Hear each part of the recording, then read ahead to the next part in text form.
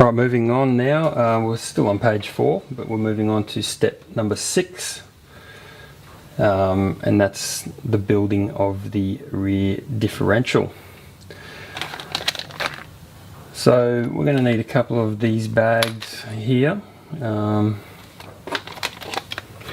get those opened.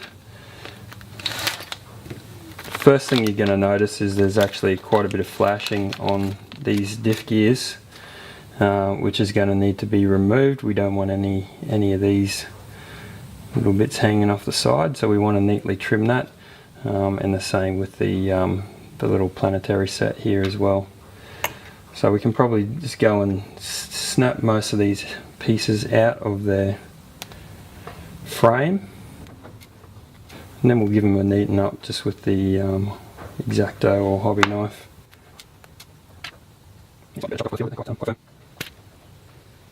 So trimming these things up might seem like being a bit fussy, but we don't really want any of these bits dragging or touching something that they're not in there, and the diff is a very important part to the handling of the car.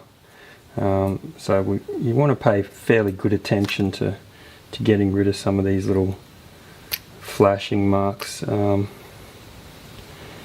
that are on some of these gears. So I'm just going to go through and just clean all these up.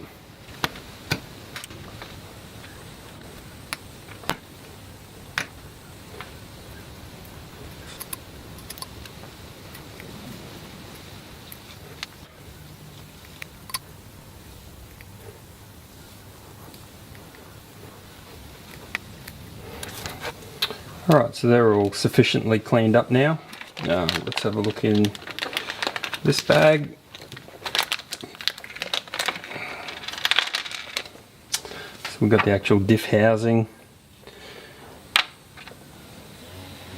and then we've got our eccentrics for our bearings. One set's going to go on our front spool, and then the other set will go on here once we've built the rest of it. So some more bits to open here.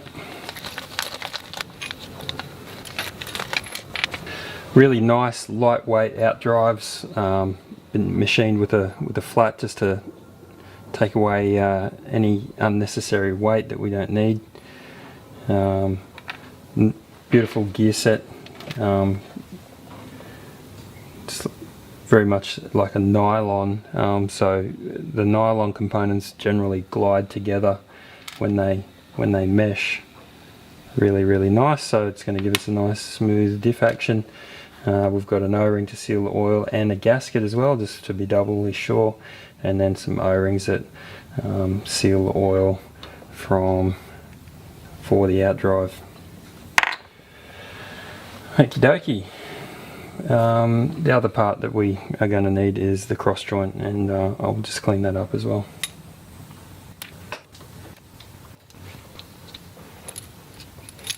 One thing I like to make sure is that the cross joint can freely float in the diff housing. Not too much, like it actually will, we don't want it flopping around too much, but I can feel that that's still a little bit tight in there. And there's probably still a little bit of flashing left on the ends of the cross joint, so I'm just going to take those bits off.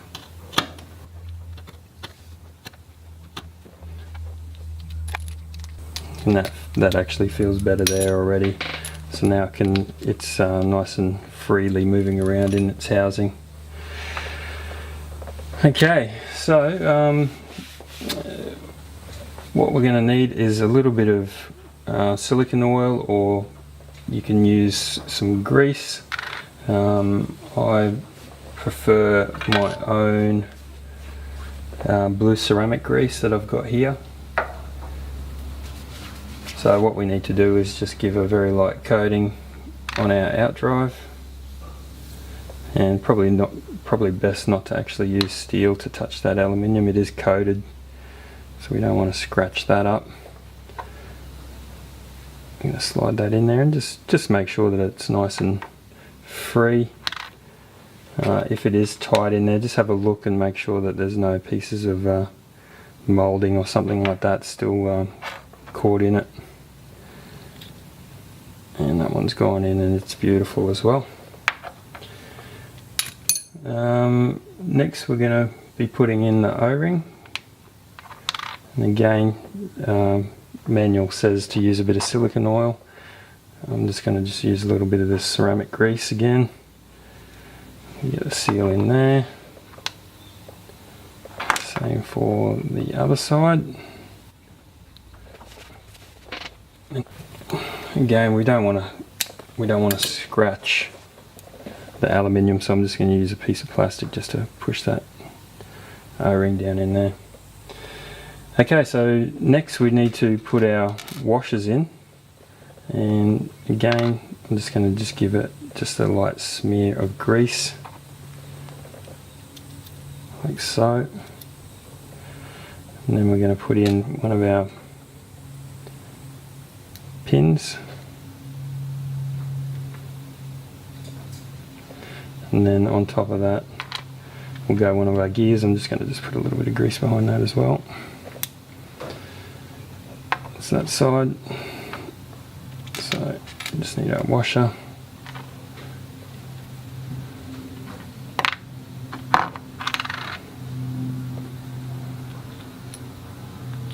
There it goes.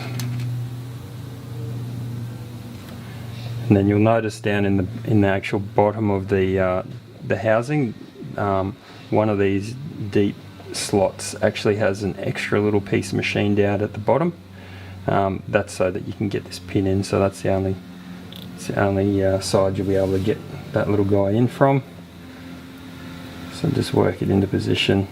A pair of tweezers is handy when doing this. Like so. Again, just put a little bit of grease on the back of that gear, and then that's in like that.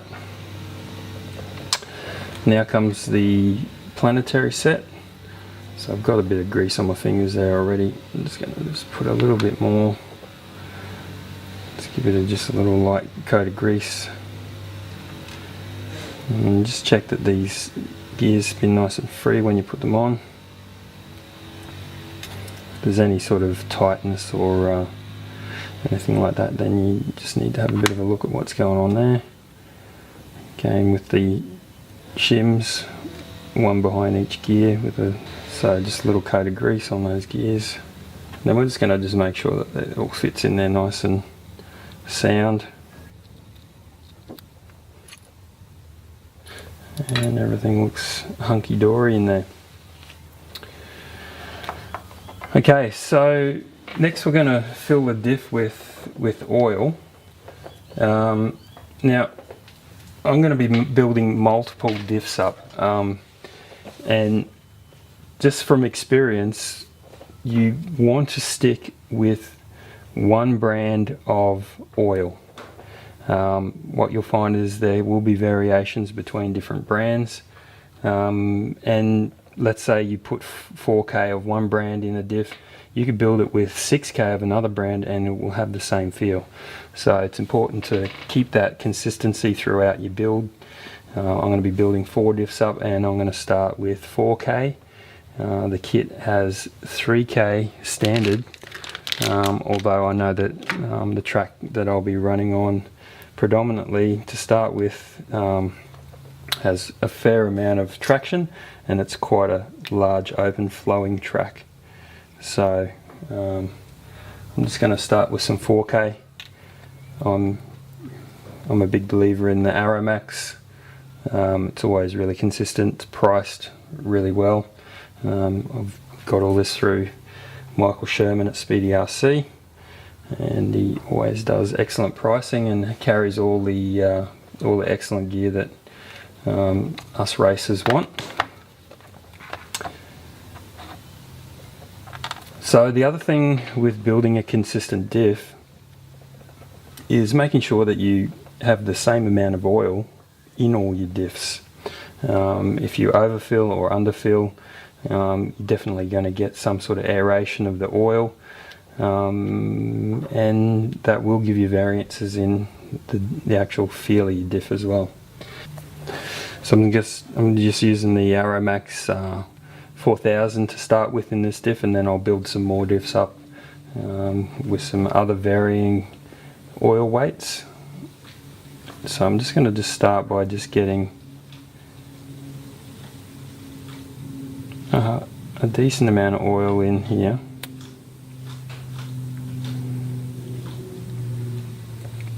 Letting that soak down in.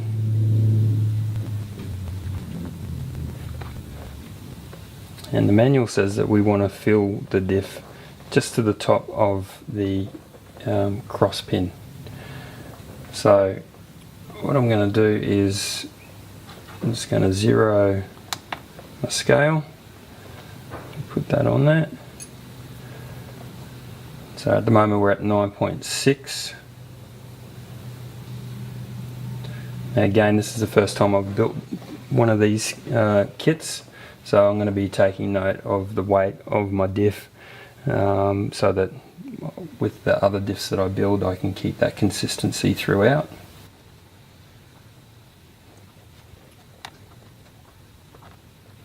And at the moment it's about 9.9. I'm just going to put a little bit of oil just behind the cross pin.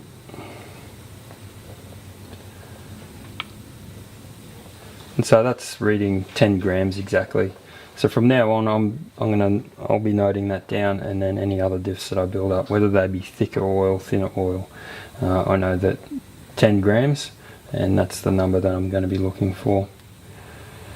Okie dokie, so next thing's next. We're going to seal this little guy up. Just going to put just a little bit of grease on this O-ring. A little bit of grease just helps it, you know, as it squeezes together, it'll just find its own form and won't pinch as easily.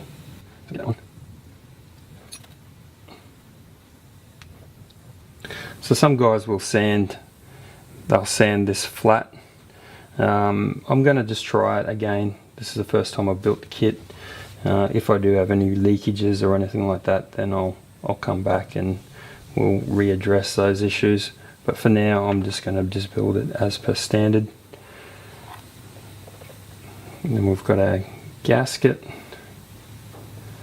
What I'm going to do is just going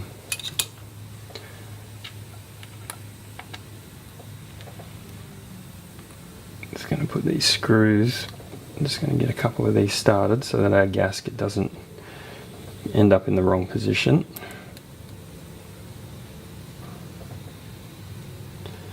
And this is where that little bit of grease on that gear will come in handy, because when I hold it upside down it's not going to leak everywhere. Now again, we have a locating notch on this, so there's a notch here on the pulley, and then there's also one in the housing here under the O-ring, so we need to pay attention to where that is.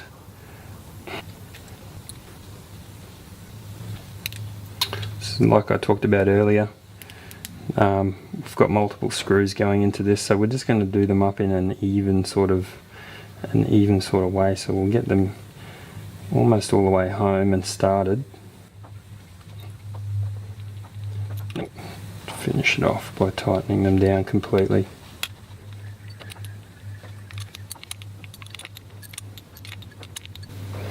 Okay. So that's our 4K diff. Feels nice and smooth. And we can pop on our bearings. Pop on the bearings and then the eccentrics as well.